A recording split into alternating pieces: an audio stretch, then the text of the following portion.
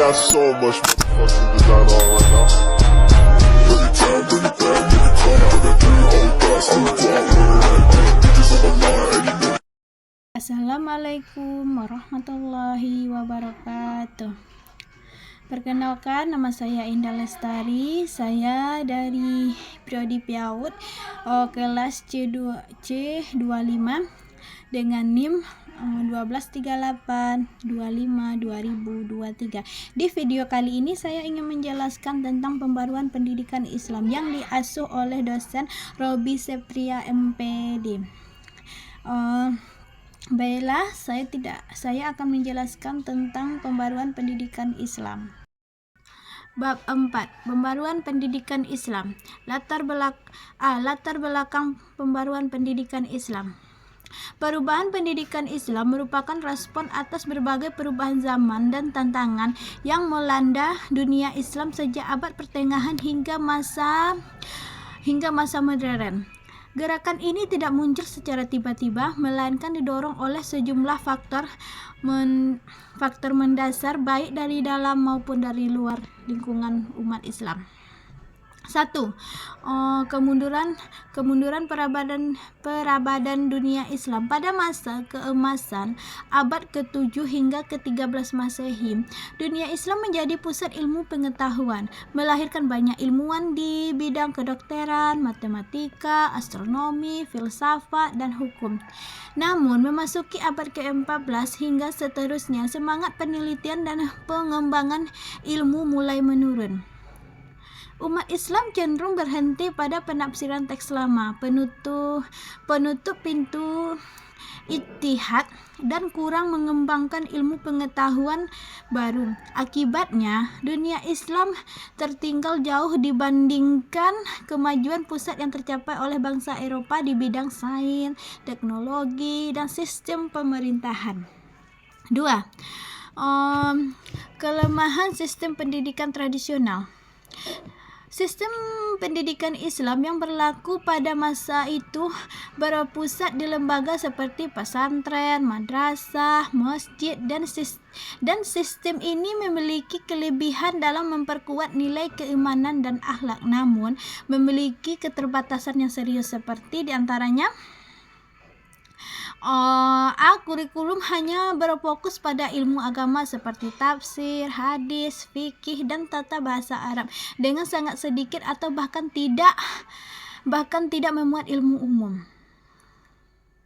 B. Metode pengajaran yang bersifat pasif, mengandalkan hafalan tanpa mendorong pemahaman mendalam, analisis, dan berperan ilmu dalam kehidupan nyata. C.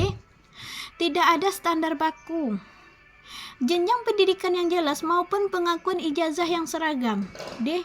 Terjadi permisahan yang tegas di antara ilmu agama dan ilmu dunia yang dianggap berbagai dua hal yang terpisah dan tidak saling berkaitan. 3. Pengaruh sistem pendidikan kolonial. Masuknya kekuasaan bangsa Eropa ke negeri-negeri Muslim membawa dampak signifikan dalam dunia pendidikan. Pemerintah penjajah mendirikan sekolah-sekolah dengan sistem kurikulum barat dan hanya mengajarkan ilmu umum dan bahasa asing tanpa memasukkan ajaran agama. Hal ini menciptakan dua kelompok masyarakat yang terpisah seperti lulusan sekolah kolonial yang tidak menguasai ilmu dunia namun lemah dalam pemahaman agama. B. Lulusan lembaga agama yang memiliki keimanan kuat namun kurang menguasai ilmu pengetahuan modern sehingga sulit bersaing dalam dunia kerja dan pemerintahan. Kesejahteraan ini memicu keterbelakangan umat untuk membuat mereka mudah diatur oleh penguasa asing. 4. Semangat kebangkitan dan kesadaran umat. Menyadari kondisi tersebut, muncul kesadaran di kalangan tokoh dan cendekiawan Muslim bahwa kemunduran umat tidak lepas dari kualitas pendidikan yang tertinggal zaman. Mereka mendapatkan Mereka berpendapat bahwa Islam adalah agama yang mendorong pemeluknya untuk mencari ilmu pengetahuan secara luas, baik ilmu agama maupun ilmu dunia.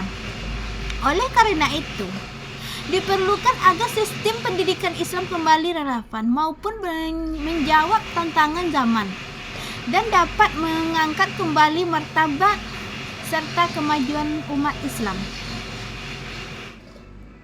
B. Pola upaya pemberitahuan pendidikan di negeri Muslim. Untuk mengatasi masalah tersebut,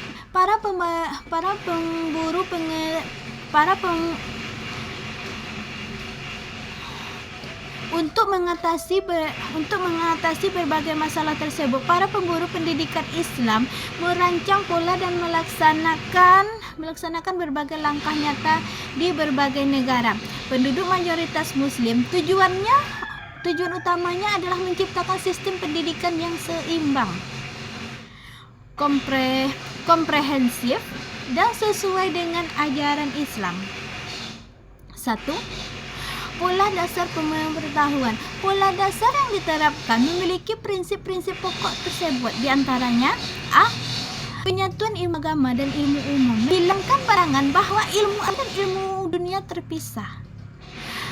Semua ilmu yang bermanfaat bagi kehidupan manusia dipandang berbagai bagian dari pemerintah Islam untuk memahami ciptaan Tuhan. B. Menyempurnakan kurikulum, memperkuat materi pembelajaran dengan menambahkan mata pelajaran umum seperti matematika, ilmu alam, sejarah, geografi, dan bahasa asing, dan keterampilan teknis tanpa mengurangi porsi dan kualitas pengajaran ilmu agama. C. Perbaikan metode pembelajaran, menggantikan sistem hafalan semata dengan metode yang lebih aktif, yaitu mengajarkan cara berpikir logis, analisis, diskusi, pengamatan, penelitian, serta penerapan teori dalam kehidupan sehari-hari. D. Penata sistem pendidikan, menyusun jenjang pendidikan yang jelas atau dasar menengah tinggi, membuat standar pengajaran yang seragam, serta mengakui dan menerbitkan ijazah yang memiliki nilai resmi. D. Peningkatan mutu pendidik, membekali guru dan mengajar dengan kualitas keilmuan yang cukup baik di bidang agama maupun di bidang umum, serta melatih keterampilan mengajar yang baik. 2. Contoh upaya pembaruan di berbagai negara Muslim. A. Mesir. Di Pelopori oleh Jamaluddin Al-Afghani dan muridnya Muhammad Abuh. Mereka mendorong perombakan besar di Universitas Al-Azhar, lembaga pendidikan Islam tertua di dunia. Perubahan meliputi penambahan mata pelajaran umum, memperbaiki cara mengajar, dan menyederhanakan pemahaman ajaran agama agar lebih mudah memahami dan relevan dengan perkembangan zaman. India. Tokoh utama adalah Syahid Ahmad Khan. Ia mendirikan lembaga pendidikan bernama Madrasah Al-Islamiyah yang kemudian berkembang menjadi Universitas Aligarh. Lembaga ini mengajarkan ajaran Islam secara moderat bersamaan dengan ilmu pengetahuan modern dan bahasa Inggris agar lulusan mampu bersaing dalam menduduki posisi strategis di masyarakat. C. Turki. Di bawah pengetahuan gerakan pemburu, sistem pendidikan disusun menjadi jenjang yang teratur, kurikulum diperbarui dan dibangun oleh sekolah-sekolah yang memadukan nilai keagamaan dengan ilmu pengetahuan untuk didukung kemajuan negara. D. Indonesia. Pembaruan pendidikan Berjalan pesat dipelopori oleh organisasi Islam berdasarkan 1. Muhammadiyah yang didirikan oleh Ki Haji Ahmad Dahlan mendirikan ribuan sekolah madrasah yang memadukan pembelajaran agama, sistem kelas dan pembelajaran yang terstruktur. 2. Nahlatul Ulama yang dipimpin oleh Ki Haji Hasyim Asy'ari melakukan pemberitahuan lingkungan pesantren tradisional dengan menambahkan mata pelajaran umum dan menetapkan sistem pendidikan yang lebih teratur tanpa meninggalkan tradisi keilmuan yang telah ada.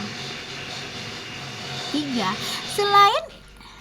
Selain itu, berdiri juga lembaga pendidikan seperti Persis Al-Irsyad yang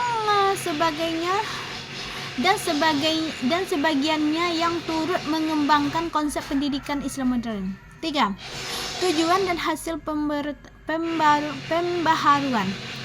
Pembaharuan ini bertujuan untuk generasi muslim yang seimbang, memiliki kekuatan iman dan akhlak mulia, sekaligus menguasai ilmu pengetahuan dan keterampilan yang dibutuhkan zaman. Hasilnya, lahir sistem pendidikan Islam yang lebih dinamis, mampu mencetak kader yang berkontribusi dalam pembangunan bangsa, menjaga identitas keislaman, serta membuktikan bahwa ajaran Islam tidak bertentangan dengan kemajuan ilmu pengetahuan dan peradaban. Demikianlah penjelasan saya tentang mengenai pembaharuan pendidikan Islam. Jika ada kesalahan atau ada tutur kata yang tidak sesuai, saya mohon maaf.